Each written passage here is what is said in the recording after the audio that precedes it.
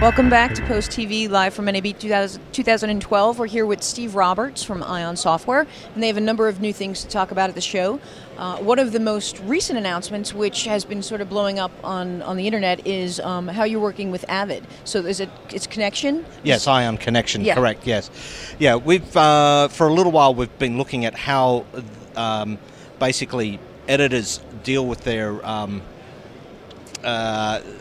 workload and how that actually affects the other people that need to collaborate with them. And so rather than dealing with things as AAF or EDLs and everything and all this project importing and exporting, how does this work?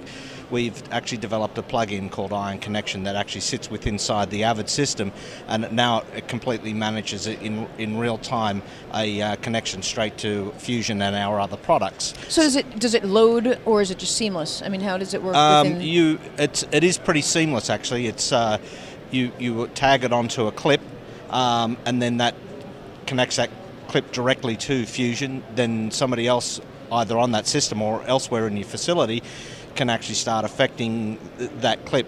The editor's free to carry on doing trimming and changing everything, and that will upload and readjust automatically into the Avid timeline. So everybody now in an Avid system is completely capable of having high-end effects that we're known for feature films, can now have that directly inside the Avid systems. No exporting of this, and how should I set up codecs for DNX HD or export or imports or quick times. It's just seamlessly in and out, and it just keeps it all in the Avid project basically. So how did this come about? Is it something that you've been working on for a while?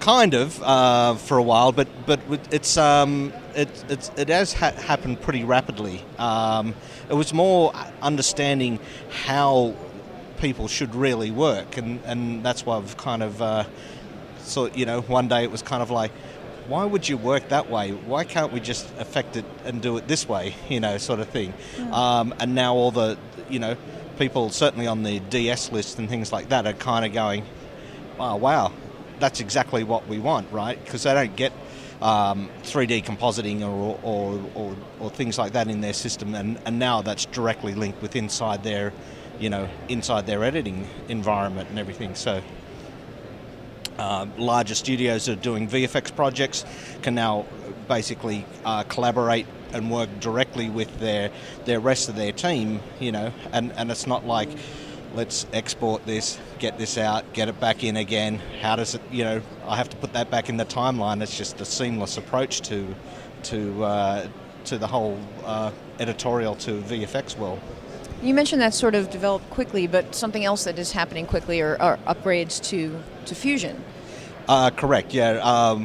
Late last year we shipped 6.2, we've already shipped 6.3, we've announced 6.4, which will be shipping really shortly now. The new things in that we've now done ARRI RAW support in there, so all the color science of ARRI RAW, all the debayering and everything like that is all in there. We've also done phantom camera support as well, so their Cine RAW formats can all be decoded inside Fusion as well. So we do the latest in red, and everything from Epix to Color Science 3. So all of those major camera systems that are used in digital cinema for feature films are all now completely supported in there in Fusion. That's certainly the big tick items in this. The connection system is for Connection and Fusion 4 are synonymous, being part of the same development path, and there's a few more other little surprises that are coming out there for the users as well. So okay. So it's yeah, and that will be released very shortly. So now, is that the way? I mean, is that typically how you've done stuff in the past, and is that how you're going to be doing stuff going forward? Just really, so anytime you get something new, just update it. Don't wait for a big release. Just we've had overlap development. So when we're doing 6.3 release, we had things already in development by some of the users. I mean, some of our developers that was directly involved in that release. At the same time, in parallel to that, we already had what was going to happen in 6.4 by other developers, and so that their path was a little longer, so it's released. So we're releasing that now. So our whole thing is under our subscription system is to put out smaller incremental updates all the time, and when we develop something, let's get it into the release, test it, and get it out there, because it's needed now, rather than kind of holding it back and doing, oh, this is a 2013 version, so we've got to hold it off for a year to build that up. No, it's just going to keep kicking them out. People need it now. Let's get it out now, sort of thing. So the other new news is you've embraced CUDA technology. Correct. Actually, we're doing the big event with NVIDIA tonight with them. For a while now, we've been developing 3 technologies around GPU that comes from NVIDIA. So we've had our rendering system is built on CG, and so it's a full HDRI renderer, and it's all just runs on the GPU. You can do high-level shaders and things like that. You can have multi-level materials and everything. You can all our technology that we can bring in and import it from FBX, whole scenes, for example. You can have millions and millions of polygons being manipulated in real time inside Fusion.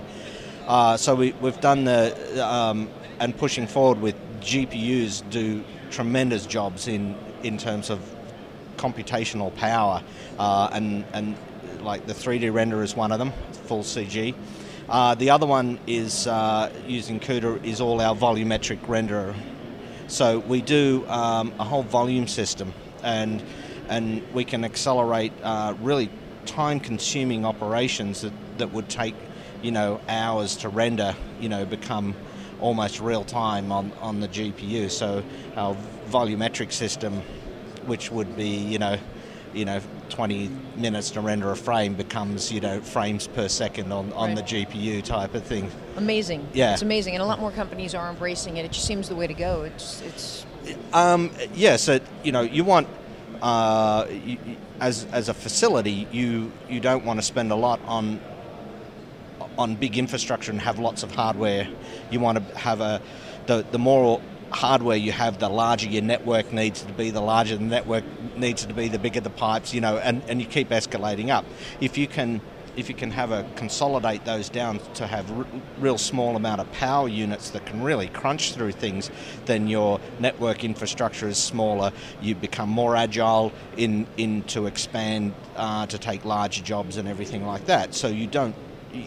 So by embracing this sort of thing, that the artist becomes much quicker, and the creativity flows. You don't have to stop and then wait. The problem has been certainly on volumetrics, for example, because if you compare that to what 3D rendering systems and everything, that's like, let's adjust some parameters, put it into the farm, and we'll look at that tomorrow. And that's kind of like, now it's like, let me make an adjustment, there it is. Let me make another adjustment, there it is. What do you think of this? Can I have the client sitting next to me while I make those adjustments? And yes, you can. It's a whole new world. Yeah.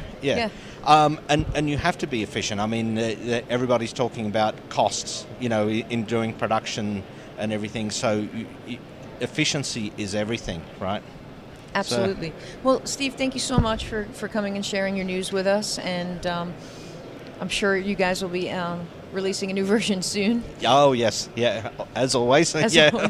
So, well, thanks again, and we'll be back soon with more Post TV Live from NAB 2012. Thank you.